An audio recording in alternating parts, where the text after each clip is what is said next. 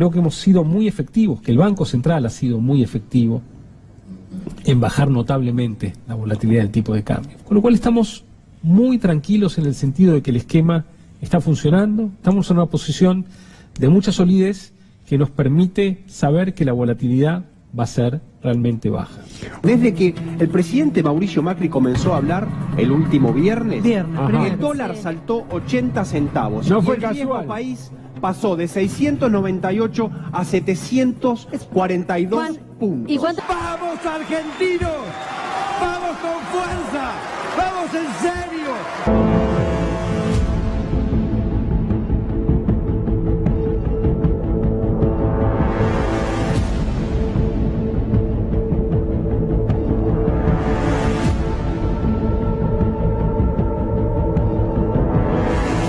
Bueno, el interrogante para mañana, ¿a cuánto abrirá el dólar? Cerró el viernes 40 pesos con 70, Señor un valor Coco. muy alto. Muy bien, y como era de prever después de aquel discurso de los feriados, el dólar ya picó en punta 41.50. 90 centavos de salto hoy, Mariano, es mucho.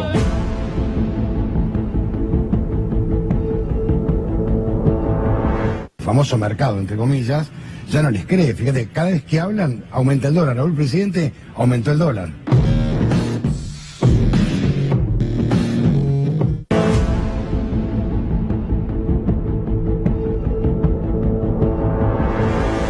Al día de hoy se están ofreciendo contratos futuros del dólar a diciembre por 53 pesos con 21 centavos. Este es el valor que se está ofreciendo. Estamos en una posición de mucha solidez. Hay una expectativa cambiaria más arriba que lo que la banda negociada con el Fondo Monetario Internacional estableció.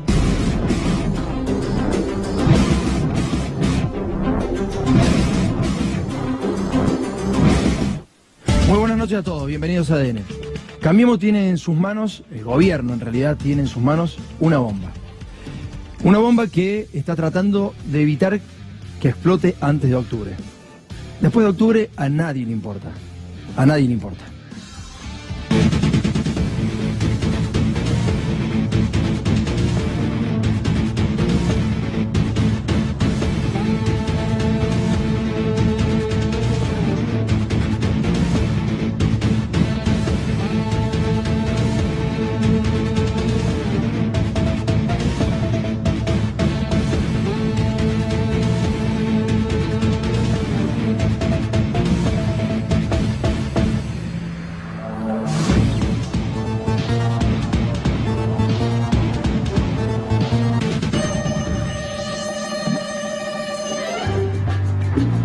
Muy bien, vamos a ver qué lazos y qué cables ha cortado el gobierno con la sociedad. Primero, cortó el contrato con sus votantes respecto a la inflación.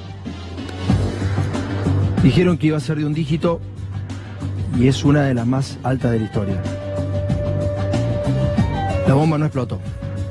Después cortaron con la industria, también que ha tenido una caída estrepitosa en los últimos años, y la bomba no explotó. Después, devaluaron el peso un 342%. Y la bomba tampoco explotó. ¿Subió la pobreza? La bomba no explotó. Cortó su relación con el electorado cuando aumentó la tarifa de luz, aumentó la tarifa de gas, y la bomba no explotó. Quizás lo más grave para Cambiemos fue haber reducido las jubilaciones. Y este cable sí que podía detonar todo. Pero la bomba no explotó. Subió el transporte, los salarios no le ganaron a la inflación y la bomba jamás explotó. El gobierno ha manejado la bomba de una manera totalmente displicente. Pero hay tres cables que el gobierno no va a tocar nunca y que son el sustento de que esta bomba no se active. Un cable, rojo obviamente, es el acuerdo que tiene o la conexión que tiene con los grupos hegemónicos de medios de comunicación. Otro de estos cables, hoy, es Elisa Carrió y el radicalismo. que pasan a tener un papel protagónico. Hoy si Elisa Carrió dice que se va de Cambiemos y da explicaciones de por qué se va, el gobierno está en problemas. Lo mismo pasa con el radicalismo, y en un ratito vamos a entrar provincia por provincia cómo se le están parando a Mauricio Macri. Y otro cable que ha sido destapado recientemente, pero es como se manejó siempre Mauricio Macri, son los servicios de inteligencia. Las conexiones con los servicios de inteligencia y con la embajada de los Estados Unidos. Estos tres cables jamás van a ser tocados. Pablo Cano, ¿cómo andamos? Buenas noches. Preocupados en explotar esa bomba. De todos modos, Tomás, déjame que te diga algo. La bomba vos estás cortando los cables, y lo que está pasando en realidad es que la están armando ellos. ¿Por qué decís? Porque en definitiva lo que está generando este gobierno con la acumulación de medidas económicas y el desmanejo de la economía es centralmente el armado de una bomba. Casi que el gobierno repite como un déjà vu aquellas estrategias de campaña que tanto se sirvió. Una fue el plan bomba que dejaba supuestamente Cristina Kicillof en el 2015, y esta es una bomba armada que cualquier analista económico serio te dice no pasa del 2020-21 con toda la furia para que explote. Y cuando explota una bomba en este país, los que pagan las consecuencias no son los que las arman, son la gente que labura, son los jubilados, son los pibes que se les desaparece el futuro. Lo digo casi con bronca porque tratamos toda la noche de contar la realidad con un poco de humor, como estamos haciendo ahora, pero en realidad esto es tan triste, tan preocupante, que uno no sabe si esta gente realmente es mala, es incompetente o es una mezcla terrible de las dos cosas. Vos sabés que, bueno, sinceramente me parece que no hay política en el gobierno de Mauricio Macri, como en muchos gobiernos de Cambiemos locales, porque la única política es el negocio, lamentablemente. Entonces, aquellos dirigentes políticos que se han sumado a Cambiemos para desarrollar su actividad, en realidad se sintieron defraudados. Podemos dar nombres, no lo vamos a hacer, pero hay una línea de gobierno bien política que se siente defraudada porque Mauricio Macri se ha dedicado a hacer negocios. Hay una parte del discurso de Mauricio Macri en la Asamblea Legislativa que es muy importante de subrayar. Se nos pasó por alto, Pablo, pero Mauricio Macri dijo que el Fondo Monetario Internacional lo autorizaba a él para aumentar la asignación universal por hijo. O sea, ¿quién gobierna el país? Esta es la pregunta. Si el propio presidente en Asamblea Legislativa, en el ámbito político en el cual tiene que dar ese discurso, dice que el Fondo Monetario Internacional es el que autorizó a subir la asignación universal por hijo, quiere decir que quien está gobernando hoy es el fondo. Fíjate lo que decía Macri. Usando la cláusula del acuerdo con el Fondo Monetario Internacional, que nos permite reforzar el apoyo del Estado cuando es necesario. Usando la cláusula del acuerdo con el Fondo Monetario Internacional, que nos permite reforzar el apoyo del Estado cuando es necesario. Hemos decidido aumentar a partir de este mes un 46% la asignación universal por hijo. Ya vamos a estar hablando con Andrés Aciaín, economista, y te va a contar un poco más de lo que nos está sucediendo. ¿Qué tenés para decir, Pablo, de esto? Vos sos analista político, sos asesor político. ¿Qué ves de este discurso? Lo hablábamos el otro día, Tomás. Es un discurso, sostengo que es el discurso de una persona muy enojada y que en ese enojo hay un miedo. Claramente Macri entiende que la situación se está yendo de las manos. Es un discurso, insisto con esto, es un discurso del posmacrismo, es un discurso en el cual probablemente el presidente esté siendo consciente de que está dejando el lugar de privilegio que tiene como presidente, porque en definitiva con esta situación económica y social es casi imposible pensar que un presidente pueda ser reelegido. Es más, la pregunta ahora es si su fuerza política, vos hablabas recién del radicalismo, si su fuerza política lo va a sostener hasta el final de esta estrategia electoral que Pablo, se invoca en las elecciones. Pablo, vamos a hablar de eso, vamos a hablar de Neuquén. Se viene la primera elección ahora este domingo y va a salir tercero Cambiemos en Neuquén. Hoy anunciaba Gerardo Morales, el principal socio de Mauricio Macri. Acordate que Mauricio Macri toma como eje Jujuy. El último discurso de campaña fue en Jujuy porque decía que a partir de ahí iba al plan Belgrano, se iba a desarrollar el plan Belgrano. En un ratito vamos a estar hablando de esto. Ahora vamos a hablar de los aumentos, lo que te duele a vos, de lo que estás preocupado vos en la calle. Hay mucha angustia en la calle, Hay mucha angustia en la calle, se siente, se percibe, se respira. Lamentablemente se respira un clima social muy, pero muy feo en las calles. Por eso hablamos de El Verdurazo. Dale.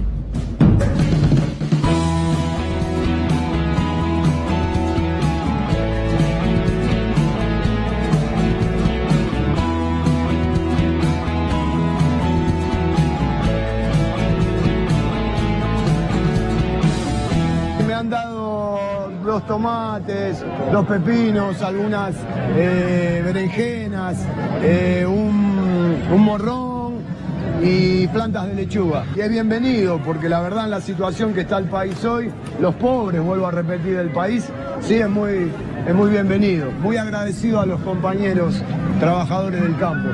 Está todo muy caro, demasiado caro. Solo el rico hoy puede alimentarse bien en Argentina. Vemos todavía fruta en las plantas. ¿Por qué?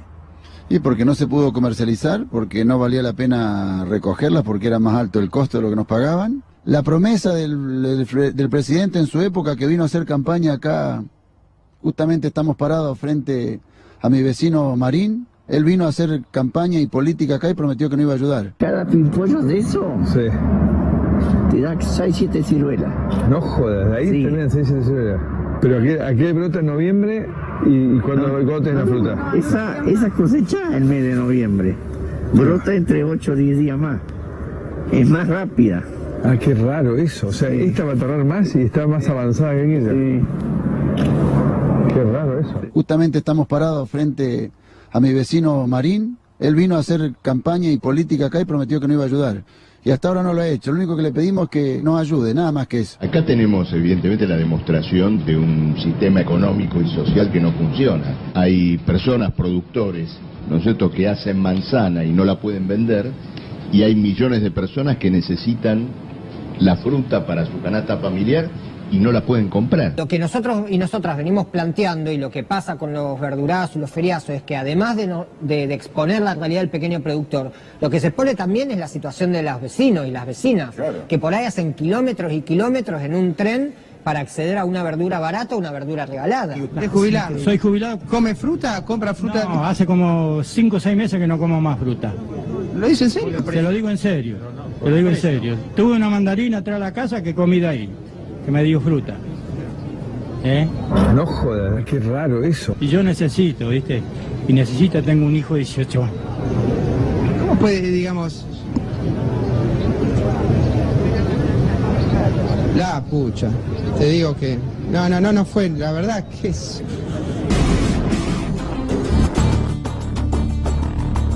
Hace 1 hora y media tomaba un taxi muy cerquita de acá, cerquita en la avenida Santa Fe, y veníamos hablando con el señor que manejaba el taxi, tenía 65 años, exactamente el mismo contexto, la misma realidad. Ya no es bronca, digamos, ¿no? Ya no es bronca, ya es una situación de desesperanza, de mucha angustia. La verdad que lo que acabamos de ver es un paisaje reiterado con todos los trabajadores, porque hay que recordar esto. Mauricio Macri decía que si se trabajaba en la Argentina se va a estar bien. Este señor de 65 años trabaja entre 12 y 13 horas por día. Pero vamos a hablar con Andrés para preguntarle, no cómo la estamos pasando hoy, porque todos sabemos cómo la estamos pasando, sino cómo llegamos a esto y cómo vamos a estar. Hay que saber cómo vamos a estar y si realmente esto se puede revertir. Andrés, ¿cómo andás? ¿Qué tal? ¿Cómo te va? Buenas noches. ¿Se puede revertir esto? Sí, siempre en economía se pueden revertir, ¿no? ¿Cómo? Y hay que enfrentar, obviamente, el rumbo de la política económica, hay que modificarlo. ¿Qué debería modificar Macri? Y mira, creo que en primer lugar no se puede, como está haciendo Mauricio Macri, que mientras las actividades productivas están en la ruina, mientras los salarios no le ganan la inflación, la jubilación no alcanza a recuperar los precios, sectores financieros internos y externos estén ganando plata a troche y moche, encima subsidiada por el Estado, a través del ELIC, a través de bonos de deuda, una rentabilidad muy enorme a un sector que no produce, que no genera riqueza, mientras el sector productivo, la población trabajadora, la población que aportó trabajando o la población que necesita una mano, está pasándola muy mal. Ahora, dijiste, Andrés, que se puede salir, pero que hay que revertir esa política. Vos sabés que es una trampa, porque salir ahora a bajar la tasa o no darle tanto al sector financiero, hoy, digamos, no está en esas condiciones Argentina para hacerlo. No tiene esa base, por lo menos, ¿no? Sí, todo obviamente tiene sus tiempos. Argentina hoy día podría, lo que pasa es que lamentablemente la política económica ya no la maneja el presidente. Y el FMI no defiende los intereses de los argentinos, defiende los intereses de los acreedores externos. ¿Estamos entregados al Fondo Monetario, seguro? Sí, la política económica ya no la maneja el presidente, eso está claro. No sé si para bien o para mal, porque incluso el presidente está a la derecha del FMI. Claro. Y el FMI le tuvo que parar la mano diciendo, muchachos, repartan el costo del ajuste entre todos, porque el gobierno ya lo quería descargar sobre los más humildes. Sí, claro. El FMI le dijo, no, cobran retenciones y aumente la asignación. Claro. El FMI le dijo, porque el FMI mismo dijo, esto va a explotar. paren un poco la mano, Bien. el FMI. Pero obviamente el plan O económico... sea que los prudentes son la gente del FMI, no el gobierno. Dentro de un programa en contra de la gente, ¿no? Un programa económico que obviamente no está pensando en la población argentina, porque el FMI no es su tarea. No es su tarea, No es su claramente. tarea, tendría que ser la tarea de nuestro presidente. Su tarea es llevar dividendo a los países que invierten en el fondo. Vamos a repasar el placa. Fíjate, semana 3 de febrero y semana 4 de febrero, un aumento de 1,71% en supermercados. Semana 4 de febrero y la cuarta de enero, 2,59% el aumento en supermercados. Es así. Sí, esta medición que hacemos nosotros la hacemos en precios online de grandes hipermercados. Sí. Estos son los productos que se venden en los supermercados. Cuando uno le suma los aumentos en los servicios públicos, la proyección de nuestra inflación de febrero es 3,4%. Esto es lo que aumentan los productos de supermercado, pero lo que hay es que en este mes, tarifazo eléctrico, de gas, transporte, el total nos da un 3,4% de la inflación en febrero. Estamos hablando de inflaciones muy altas y que se está acelerando. 2,6 fue diciembre, 2,9 fue enero, 3,4 proyectamos en febrero, mientras el gobierno... ¿Cómo no para la inflación si no hay consumo? ¿Cómo es que no para la inflación? ¿Hasta dónde llega? Es que hay un error de diagnóstico. El gobierno viene 3 años diciendo era porque emitían mucho, había mucha plata. La gente hoy no tiene un mango. La tasa de interés está por las nubes. Hicieron un plan económico ultra ortodoxo, emisión cero, y lo están cumpliendo. Y los precios suben. ¿Qué se tienen que dar cuenta? Que el problema no está en la emisión, no es porque la gente gasta mucho. Si las fábricas no están vendiendo y no pueden bajar los precios, ¿por qué? Porque hoy un alquiler ya aumenta un 30-40%. Eso ya está en un contrato. Hoy un crédito, vos estás endeudado, pagás un 60-70% si conseguiste un buen crédito. Bueno, eso es otra cosa, ¿no? Digamos, la gente va a buscar crédito a esa tasa. A esa tasa. Imposible. Vos tenés 30-40% de alquiler, 60-70% de costo financiero. Si a eso le sumás que el trabajador pide un 30% pensando que va a perder, si no hay inflación, un empresario quiebra. Hay una inflación que ya tiene una inercia, está en contrato, se trabaja de otra manera. Nosotros desde el Centro de Estudios Carolina Ortiz, desde 2014 venimos haciendo una propuesta con un congelamiento temporal de precios. Bueno, pero esto era una política neoliberal y no tiene por qué escucharte a vos, Andrés, digamos. Sí, pero si iba a aplicar esta política, digamos. 3 años llevamos de fracaso. Tendrían que empezar a abrir las orejas y escuchar otras voces, porque ¿a dónde van a ir? Están haciendo el plan más ortodoxo de la historia económica, 0 emisión y la inflación se les dispara. Vamos a la próxima placa, dale. La próxima placa nos dice lo siguiente. Aumentos en supermercados, frutas y verduras, el 14,3%. Recién veíamos un señor que lloraba y decía que tenía su hijo y que no comía frutas. Claro, si tenés un 14,3%, ¿en qué periodo esto, Andrés? Este es en febrero. En febrero. Conservas 3,9, carnicería 3,9, la carne también sube tremendamente. Sí, la carne está subiendo, bueno, día a día sube todo, ¿no? Pero era increíble, la carne sube el 3,9% y ayer mostramos un productor agropecuario que le decía en la cara a Echeverre, porque era amigo y además y a Alfredo de Angeli, le decía, loco, me fundo, yo ya no pienso en mí, digamos, yo voy a cerrar mi campo, digamos, tengo vaca, la tengo que comercializar, sube la carne y los tipos se funden. ¿Cómo es? Y bueno, tiene que ver con la estructura de costos, ¿no? Si vos tenés el transporte, combustible, el alimento. El alimento es un costo fenomenal. Alquiler es otro que mencionábamos, todo el costo de comercio. Pensá la electricidad, en el tema de la carne es un producto refrigerado. Claro. El costo que está hoy día la energía eléctrica. Si vos empezás a sumar todos esos costos, es difícil. Sobre todo si vendés al mercado interno, que la gente cada vez compra menos porque no le alcanza la plata. Por ahí algún sector de la industria de la carne que exporta, ahora que sube el dólar, le puede ir bien. Subsistir, pero claro. Pero la economía y el campo, que dicen todo, ellos piensan en el campo y piensan que son solo los que exportan para afuera, pero el campo hay una producción muy amplia de las producciones regionales que venden al mercado interno, y que este programa económico no les sirve. Digamos, ejemplificame por qué están gobernando para las minorías. Dame un ejemplo claro, ¿por qué podemos decir que Mauricio Macri hoy gobierna para las minorías? Mira, este es un fenómeno que está pasando también en Estados Unidos con Trump, digamos, ¿no? Sí, pero mira, hay una cuestión ya que tiene que ver, vamos a hablar de la realidad concreta hoy en día. Vos cuando te tomás créditos, tomás crédito a troche y moche, sin ninguna perspectiva de cómo pagarlo. Yo fui al Senado cuando se batió el acuerdo con los fondos buitre y dije, bueno, van a pagar a los fondos buitre porque quieren tomar créditos, ¿para qué los van a usar? ¿Qué proyecto de inversión tiene? No habían llevado un solo proyecto al Senado. El proyecto era pagarle al fondo buitre, que era la deuda que tenía con él. ¿Para qué? Vos pagás para salir del veraz y tomás créditos porque tenés una idea, una inversión. Estos no tenían ninguna idea. Frigerio una vez le preguntaron, ¿qué va a pasar cuando no le presten nada? Eso así, ahí vamos a ver. Bueno, de hecho, ¿qué se hizo con la deuda? ¿Qué se hizo con la deuda? A ver, ¿cuánto se ha tomado ahora? Mira, la plata que tomaron, tomaron casi 40.000 millones de dólares por año por sobre lo que había que pagar. O sea, pagaron interés, capital con crédito y aparte 40.000 millones de dólares más.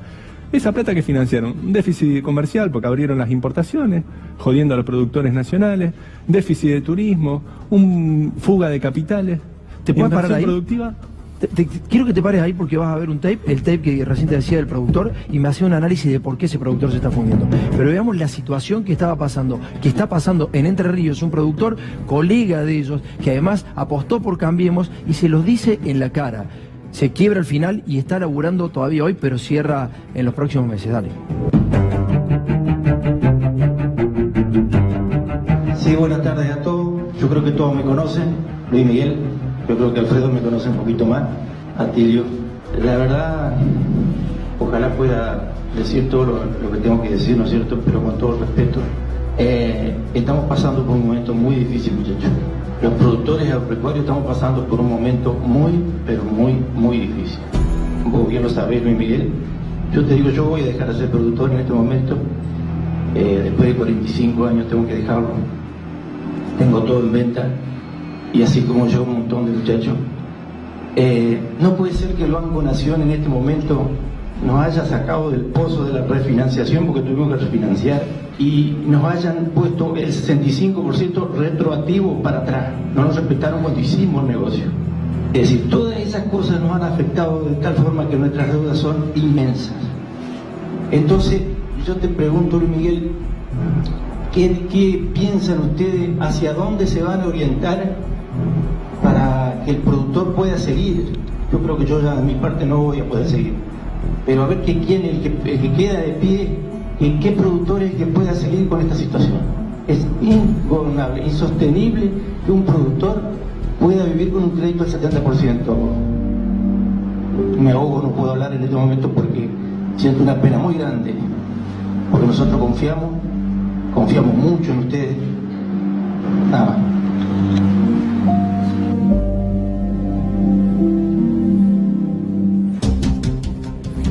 Bueno, es un poco lo que decíamos, ¿no? El proyecto incluso ideológico de, uno podría decir, los liberales en Argentina, dicen Argentina es ser un país que venda granos, el granero del mundo, revivir eso, le vendemos granos a todo el mundo. ¿Qué pasa? El nivel de avaricia y usura financiera, la voracidad con la que se están llevando la plata. Pensá que en el presupuesto hay casi un 17% destinado a pago de intereses, y vía LELIC hay una transferencia equivalente a un 20% más del presupuesto que está por fuera del presupuesto, porque va por el Banco Central, destinado a financiar y a subsidiar la rentabilidad financiera. Ese proyecto es tan voraz, la rentabilidad financiera que están teniendo bancos, acreedores internacionales, grupos financieros locales, tan voraz que ni siquiera la base social más firme que tenía el gobierno, que eran los productores agropecuarios de exportación, sí, claro, ahí estaba Echeverri con eso, ni siquiera ellos pueden volver rentable la productividad con semejantes tasas de interés. Digamos, ¿esta situación del campo es similar a la del 2009? No, a mí me hace acordar, con sus matices, a lo que pasó, porque también los productores agropecuarios a veces tienen memoria corta. Cuando fue el 2002, 2003, estaban todos endeudados hasta las manos. El FMI, en esa época le presionaba a Laván y después a Néstor Kirchner diciéndole, privaticen el Banco Nación. Claro. ¿Por qué? Para quedarse con los campos. Para quedarse con los campos, claro, porque más de la mitad de las tierras productivas estaban ahí. Ahí que hizo Néstor Kirchner, les condonó las deudas, le hizo un sistema de pago y recuperaron esa rentabilidad. Muchos de esos sectores después, cuando les fue muy bien, le pintaron que a todo el mundo cuando se le llena el bolsillo empieza la avaricia y no querían pagar retención y todo lo otro. Una cuestión discutible, lo que sea. Le quiero preguntar lo que hoy tenemos es que vuelve esa voracidad financiera y muestra que a veces, peor que pagar impuestos, hay que mirar la tasa de interés que te cobran, porque el costo financiero hoy día en la Argentina es mucho más alto que el costo impositivo, que los economistas neoliberales se la pasan hablando del costo impositivo, y no ven otro costo que es tan grande como el impositivo, porque hoy día aparte estamos pagando los impuestos para que el Estado pague deuda, que es el costo financiero. Andrés, muchísimas gracias por haber venido. ¿Te puedo hacer una pregunta, Andrés? ¿Andrés, ¿puedo hacer una pregunta? Dale. Andrés, para los que nos están viendo en casa, que son muchos por suerte, sí, ¿a qué crisis económica se parece este proceso? ¿A qué? ¿A qué crisis económica se parece este proceso? Bueno, y esto tiene un poquito de todo. Yo creo que la más parecida es la época de Martínez de Hoz, ¿no?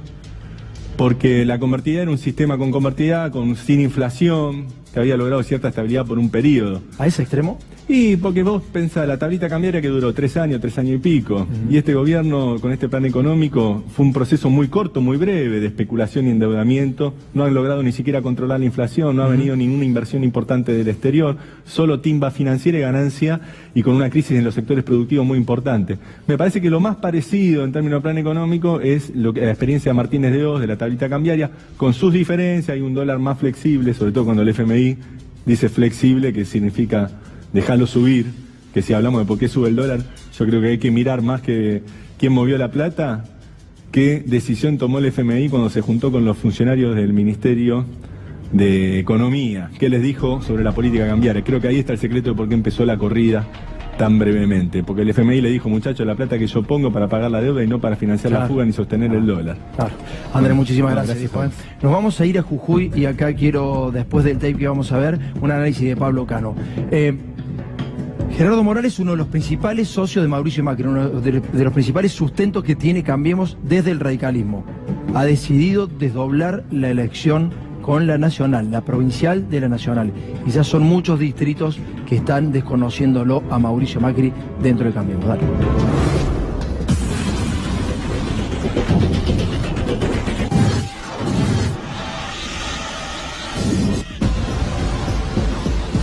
Se terminó el abandono para Jujuy. No queremos más personas esclavizadas. Es que me siento un jujeño más. Jujuy va a ser una potencia mundial de energía solar. Jujuy se va a transformar en una potencia mundial en la provisión de litio. Estamos trabajando juntos por Jujuy, por Jujuy. Claro que se puede.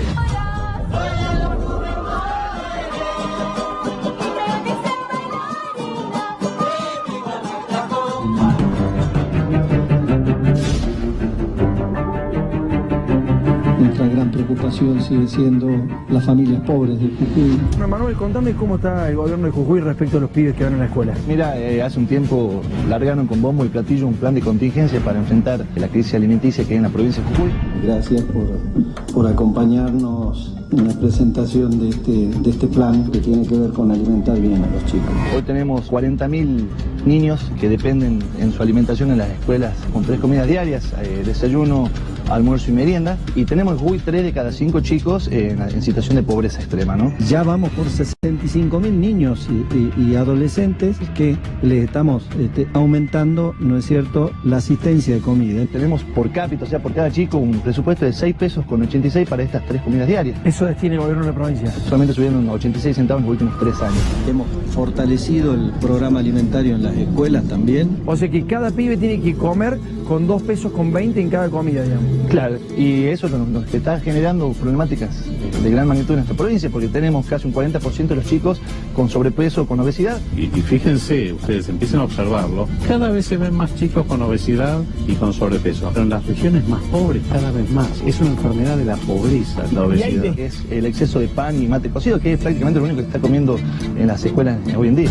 Somos una de las provincias más ricas de la República Argentina y tenemos talento y buenos recursos humanos, así que tenemos todo por hacer.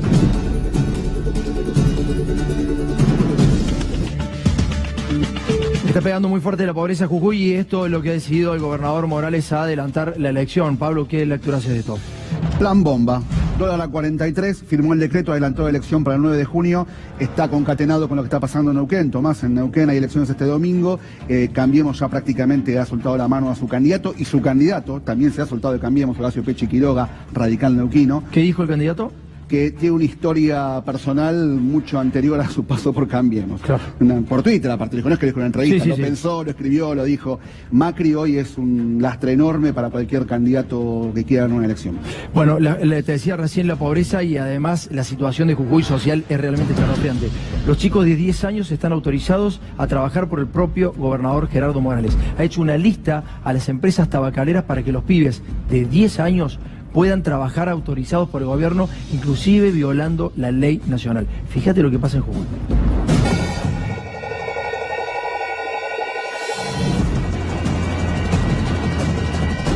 Desde Humahuaca, el norte argentino, que decimos que todos juntos vamos a construir nuestra Argentina.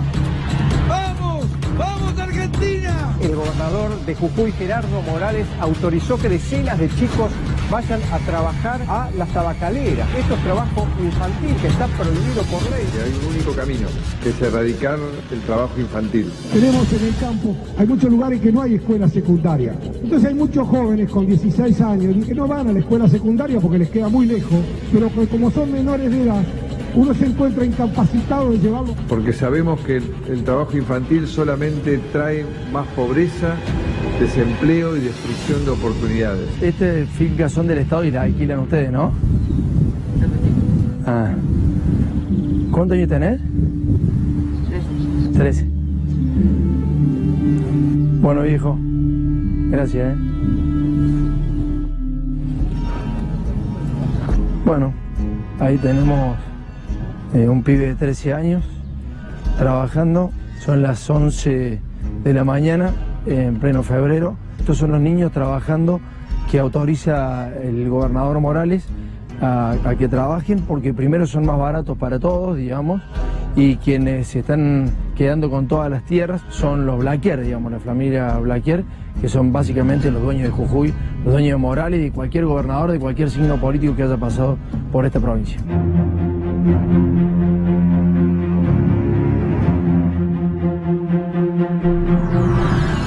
En el campo, los chicos ayudan a sus padres y ayudan en esas frágiles economías que tienen. Y muy bien le vienen algunos pesos que hacen con trabajo que solamente los niños pueden hacer. Y las herramientas de trabajo no matan a nadie. Y el trabajo nunca mató a nadie, mucho menos en este país. Juan, ¿está con la familia trabajando? ¿Qué hacen acá?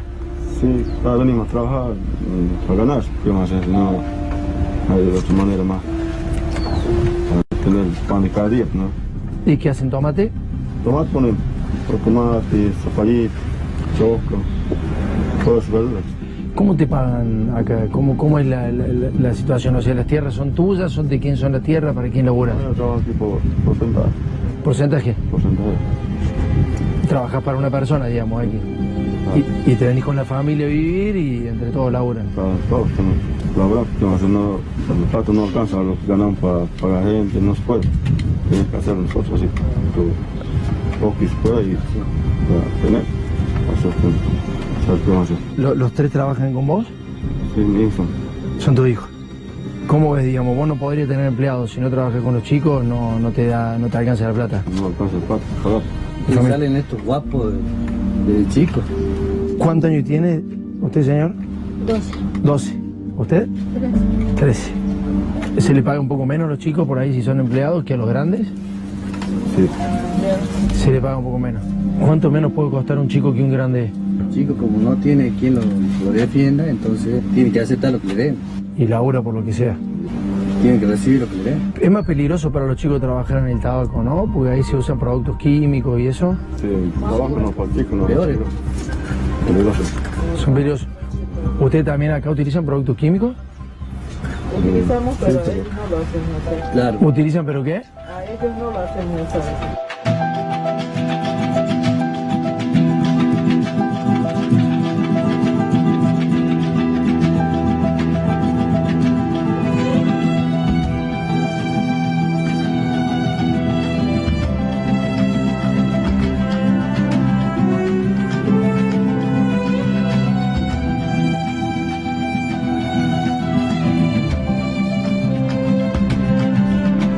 Estos son los gobernadores que dicen sí a las dos vidas. Estos son los tipos que te dicen a vos cómo tenés que pensar, los éticos, los morales. Los que te dicen que verdaderamente hay que pensar en los niños. ¿Sabés cuántos pibes laburan ahí? ¿Sabés en qué condiciones laburan los pibes? Pibes que deberían estar jugando, que deberían estar en la escuela. Están laburando. Jorge, ¿cómo andas? Buenas noches. Bien, Tomás, ¿cómo estás?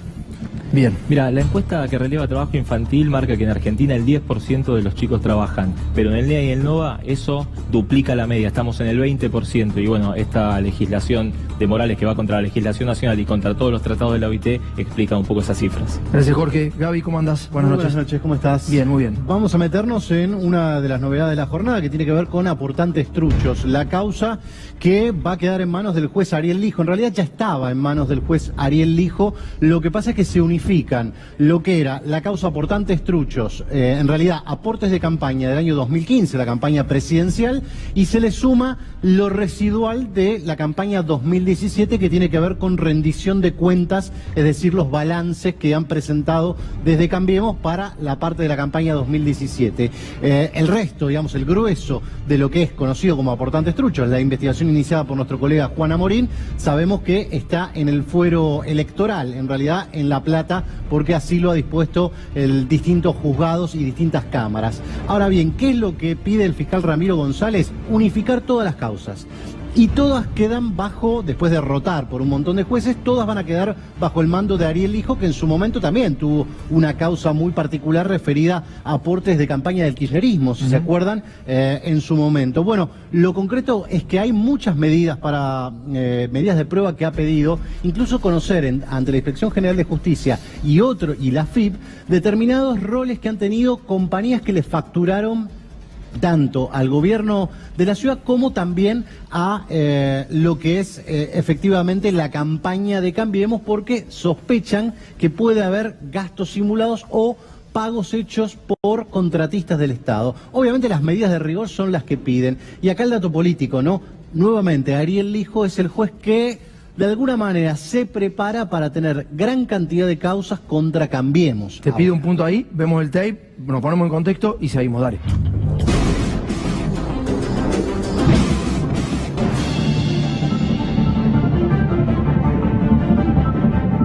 La cuestión de los aportes truchos de la provincia de Buenos Aires, lo primero que quiero decirle es que el gobierno no ha utilizado ni utilizará bases de datos en ningún fin electoral. Yo vi la cantidad de personas de muy bajos recursos que tenían que ir a declarar y de golpe vos sabés cuál es el único hecho en común de todas esas personas, que cada 6 meses van al ANSES, firman una planilla, dejan la fotocopia de su DNI y se lo cargan en la base de datos. ¿Pudo haberse utilizado la base de datos del ANSES para esto? No te consta. Sinceramente, ¿no? Es el único patrón en común. El gobierno no ha utilizado ni utilizará bases de datos en ningún fin electoral. ¿Usted donó 13.000 pesos para la campaña presidencial de 2015? Ni enterada. Rosa Ramona Gómez donó 13.000 pesos para la campaña para Macri presidente. Ojalá. ¿Verdadero o falso? Falso, totalmente falso, porque soy una persona con discapacidad. ¿Su nombre? Dante Fabián Giordano. ¿Usted donó 32.000 pesos para la campaña presidencial? No. ¿No sabía? No sé nada, nunca sabía nada, tampoco nunca doné nada. Muchos de los que aparecen como supuestos aportantes son beneficiarios de planes sociales. Ahí sería algo tremendo. Gente pobre que recibe planes, ¿cómo También va a aportar? son personas afiliadas, por eso me parece que ahora hay que dilucidar a través de la auditoría y de la justicia qué fue lo que pasó, si hubo un error. Hay monotributistas sociales, hay desempleados, hay personas humildes, hay ex candidatos de Cambiemos que figuran como aportantes de una campaña en 2017 y ellos públicamente manifestaron que no aportaron un peso. Tengamos un poco de paciencia y tiempo, y aparte creo que el juez Casanero es el que está actuando, investigará, así que sabremos todos de qué se trata. ¿Pudo averiguar cómo figura, con qué aporte? Sí, estuve mirando en el listado con un aporte de 10.000 pesos en septiembre del 2017. Cosa que es absolutamente irreal. ¿Qué fue lo que pasó? Si hubo un error. Tengo un sentimiento entre bronca, indignación, desilusión, porque yo debo decir que en el 2015 voté a este gobierno pensando en que era algo distinto y sinceramente, la verdad, voy a seguir con este tema hasta las últimas consecuencias. Sinceramente, gran desilusión.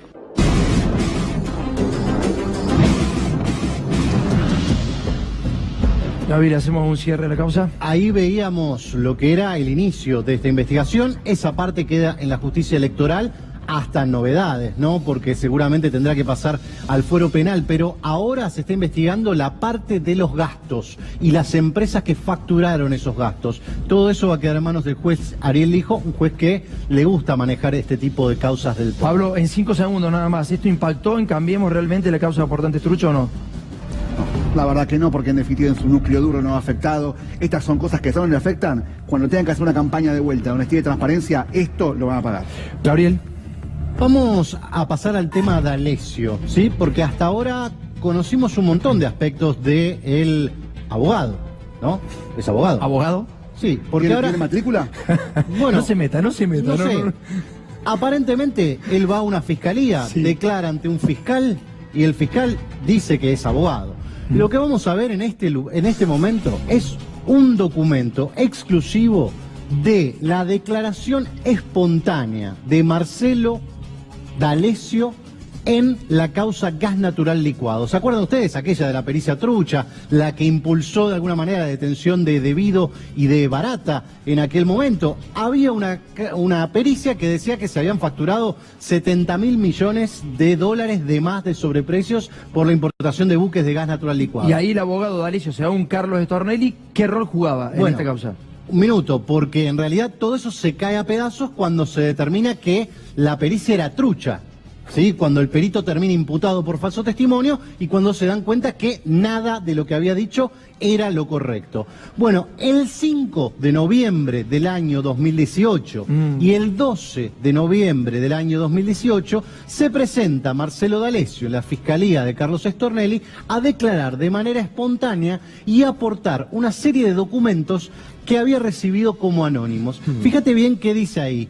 De profesión, te dan tus datos personales, tu documento, de profesión abogado. Esto fue en noviembre de 2018, un mes antes de que empezara a ser grabado por Echeve. Un mes antes, pero fíjate lo siguiente, porque recién este año estas declaraciones se mantuvieron bajo secreto. Sí. Pero fíjate vos la noticia como era contada por un portal refiriéndose a las nuevas pruebas que había obtenido Claudio Bonadío respecto de las pericias fallidas.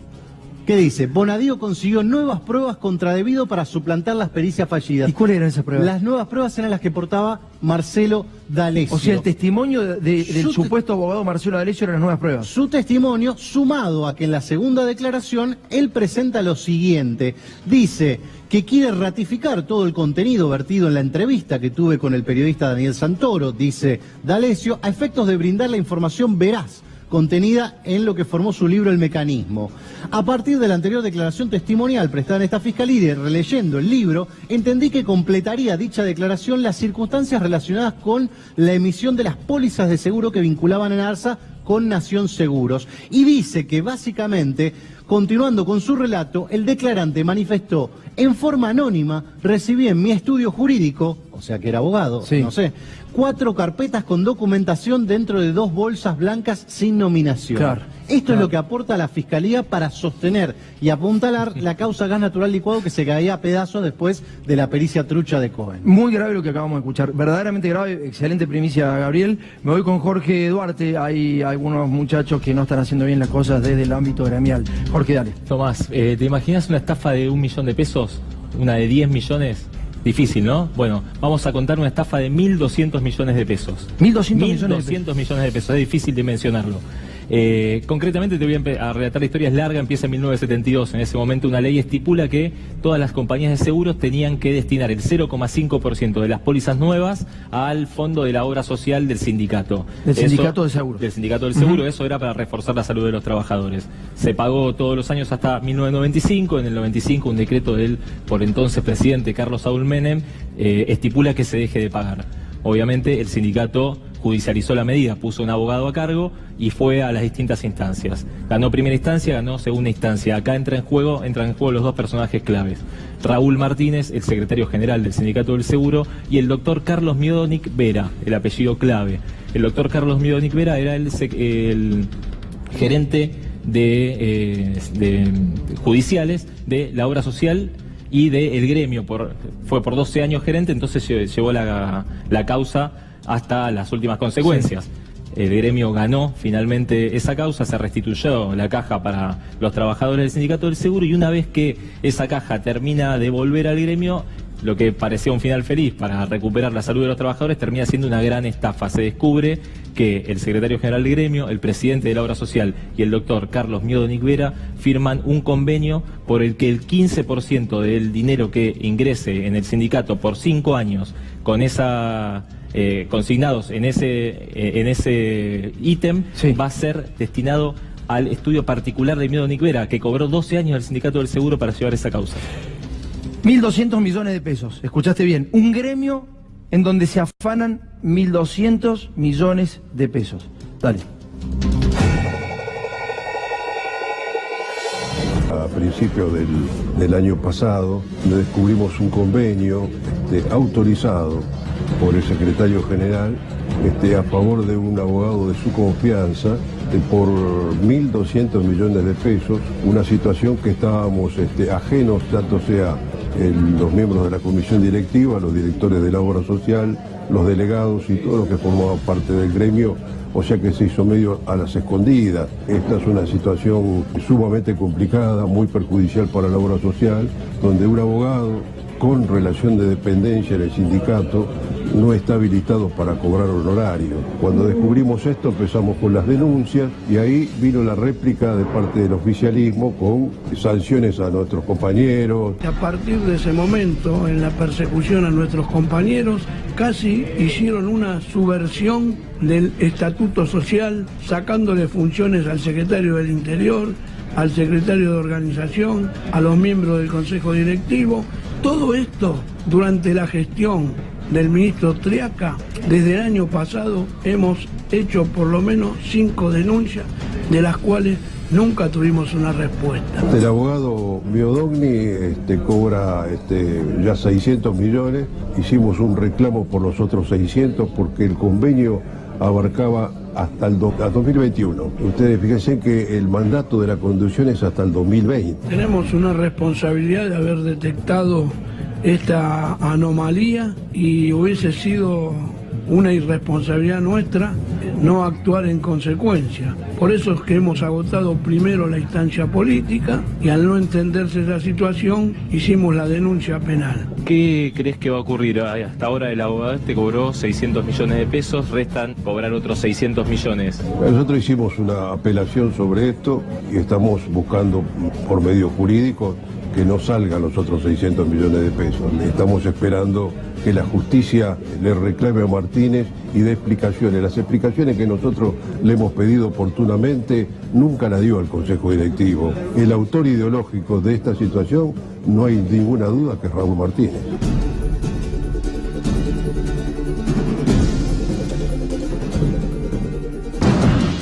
Tomás, las últimas novedades son la foto que vimos al final, el secretario general de gremio entrando a Comodoro Pi junto con el presidente de la obra social y el doctor Miodogni Vera. Se espera que la jueza María Servini, que es la que está a cargo de la causa, la semana que viene o en los próximos días dicte el procesamiento de los tres, y se rumorea muy fuerte en el ámbito sindical y judicial que el gremio va a una inminente intervención.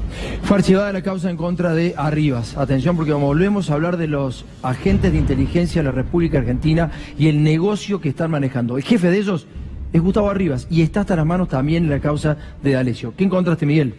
Está muy complicado Arribas. Vamos a mostrar que existe otra denuncia que puede complicar a Arribas, y ahí se va a demostrar que los documentos que presentó el actual jefe de inteligencia de Argentina, Gustavo Arribas, para intentar demostrar que no participó en el sistema de coimas de Odebrecht, son truchos. Vamos a mostrar los papeles que muestran que son totalmente truchas las justificaciones. Después de la tanda, dale, vamos.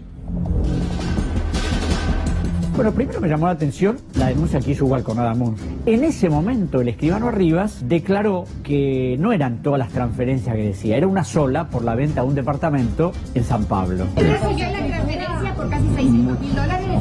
Yo creo haber sido claro ayer cuando presenté un documento del banco donde la única transferencia que yo reconozco es la de 70.500, que ya lo dije de la primera vez. Cuando vino acá al Senado cambió el libreto, dijo que no era por la venta de un departamento, era por la venta de unos muebles. Manifiesta Arribas es que vendió un departamento y que un señor que le pagó un saldo de precio usó un cambista importante, cambista que tiene miles de clientes, entre los cuales también está Odebrecht. Se hace un proceso y un día viene a verme un auditor del Banco Central donde me dice que habían verificado que las transferencias estaban debidamente procesadas. Lo primero que decimos es que por lo que hemos visto hasta ahora no hay nada nuevo.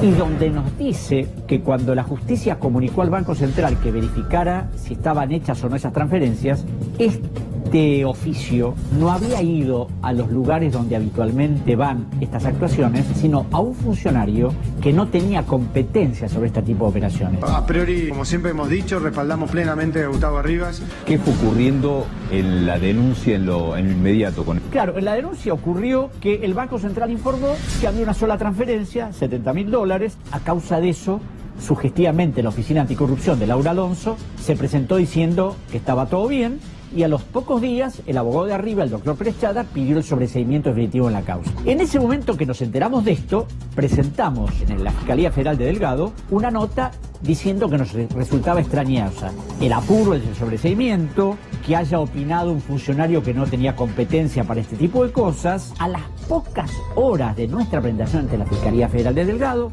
el juez Canicova Corral lo sobresee definitivamente Arriba, diciendo que no había delito. El fiscal Delgado apela al sobreseimiento y cuando va a la Cámara, el doctor Moldes, que es el fiscal de Cámara, y cierra la causa. O sea, pero por ahora está cerrada esa causa. O sea, hoy está cerrada. ¿Cómo es posible que el doctor Canicova, sin pedir informes a Suiza, sin saber si efectivamente el banco había recibido las transferencias, lo sobresee definitivamente?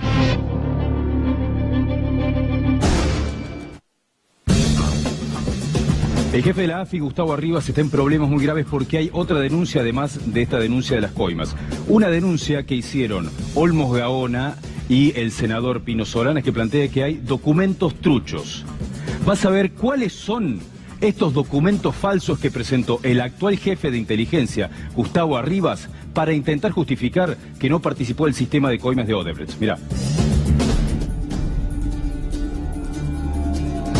Accedimos a unos documentos que nos suministró un importante abogado amigo nuestro desde Brasil, y ahí nos mandó la fotocopia del recibo de Arribas, de la compra de muebles. Entonces, claro, vimos el recibo y nos extrañó. ¿Por qué? Porque si los muebles se compraron en el 2013, se supone que el recibo se extiende en el momento. No, el recibo se extendió en San Pablo en el mes de enero del 2017, cuando estalló el escándalo. Ya eso era altamente sospechoso. ¿Por qué se documentaba una operación varios años después? Y otra cosa rarísima es que como un documento firmado en San Pablo se certifica en Belo Horizonte, a casi 500 kilómetros de distancia. Este es el recibo, por ejemplo. El recibo que otorga Arribas en San Pablo en enero del 2017, 4 años después de efectuada la compra. Entonces digo, bueno, vamos a pedir la ficha biométrica del comprador, del señor Rey Silva. Nos mandan la ficha biométrica, que es esta, y vemos que la firma de Rey Silva, el comprador, no tiene nada que ver con la del recibo. Entonces, claro, hicimos todo ese cuadro, iniciamos una denuncia para que se averigüe todo esto que pasa. Hay un escribano que participa para lograr certificar si la firma es cierta o no, y no dice que es exactamente la firma. No, dice que es semejante a la que obra en sus archivos. ¿Cómo es posible que a un funcionario, que es nada menos que el director de la Agencia Federal de Inteligencia, ante esto todo parezca normal? Entonces, a partir de ahora, es en la justicia donde se van a aclarar todos estos hechos. Y por otro lado, ¿por qué el fiscal Moldes desistió de la apelación de Delgado? ¿Por qué no quiso que se siguiera investigando? ¿Por qué Arribas tiene tanta impunidad? Y maneja la inteligencia. Al manejar la inteligencia, es decir, tiene acceso a intervenciones telefónicas. Juráis por Dios y por la patria desempeñar con lealtad y patriotismo el cargo de Director General de la Agencia Federal de Inteligencia. Sí, juro. Yo me imagino que alguien que maneja eso tiene un poder tan enorme que puede decir, bueno, señores, ojo que yo sé tal cosa de alguien. Es decir, Canicova está investigado en este momento por un incremento descomunal de su patrimonio, pero sigue estando en la justicia. Y así tenés montones de casos. Ya se viene Julián Guarino con Recalculando, un programón, lo estamos viendo haciendo precalentamiento a Julián. Un orgullo de haber participado con ustedes, muchachos, por estar en este grupo, en serio. Gabriel, Jorge, Pablo, Miguel, nos vemos el